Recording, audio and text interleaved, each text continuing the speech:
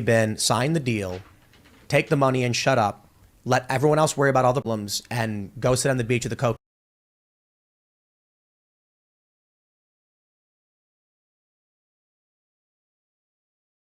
And just do the bare minimum. Yeah. But I think if you go the hard way, which running a company, especially with I think the size of memberships you're going to have, is going to be very difficult and time consuming. But just make Gerald do all the hard heavy. Well, here's the thing: Sorry, if honey, we continue down this route, then there's got to be right. We have to have other shows on there. Right. Could have again just gone off and done it and just. But Gerald, I said look, either I'm going to leave at this point, or we can't just complain and bitch. Yeah. We have to do it better. And that's kind of where we are. And by the way, we still haven't decided what it is that we're going. It's a tough decision to make. Yeah. I own 100% of Mug Club, always have.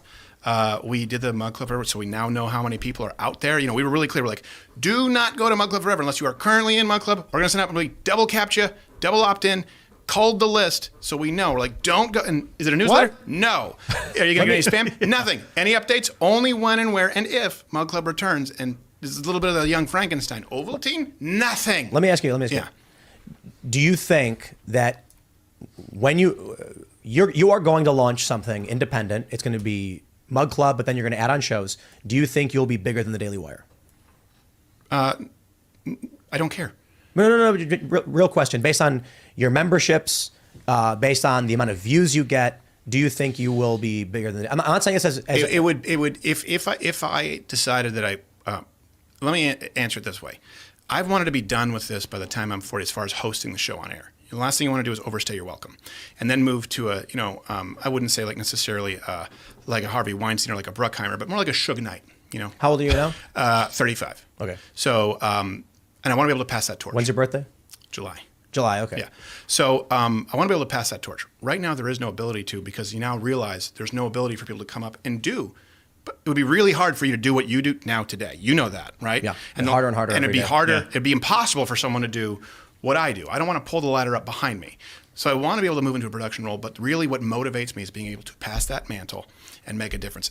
I guarantee you, if we were to do it, it'd be within striking distance of the big boys, which I'd be fine with, but as long as we do something that we believe in, and I promise we will never demand people's YouTube monetization. We will never punish them if they are not, and it has to be something fair, and it has to be us not shortchanging the investor, meaning the people, Mug Club. It's the dumbest thing you could possibly do. Oh, God. Trying to build a media network is so stupid, dude. I guess the only time it's not stupid is if you're right-wing. I guess maybe you can get, like, fat funding. But even then, it's like you're literally dependent on, investors constantly funneling money into your operation.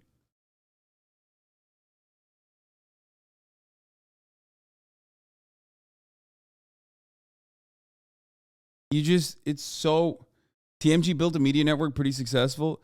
Brother, are you serious? You're comparing content creators who stand on their own legs and are popular content creators, and even then that's a risky investment opinion. You're not talking about a guy who gets a fraction of their fucking views, who gets a fraction of their audience, who is entirely fucking funded by right wing. And even TMG, no disrespect to them, love those boys, right? Even TMG is not doing all that well, you know what I mean? Like, it's a very risky endeavor, and it's not one that helps because there are so many. There are so many hurdles. Like, there's so much overhead. Media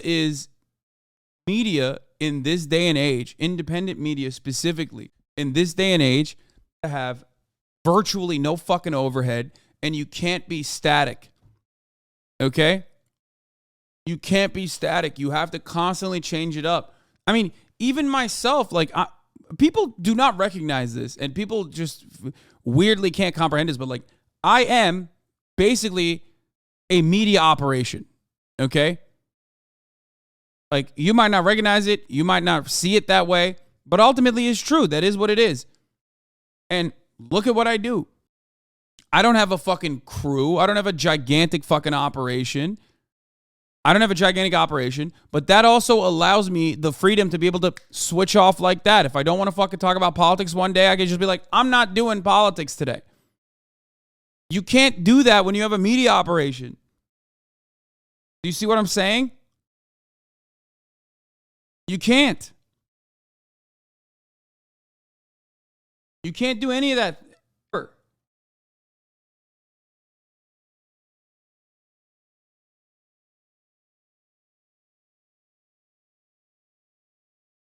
I travel. I do IRL streams, shit like that. I switch off the content.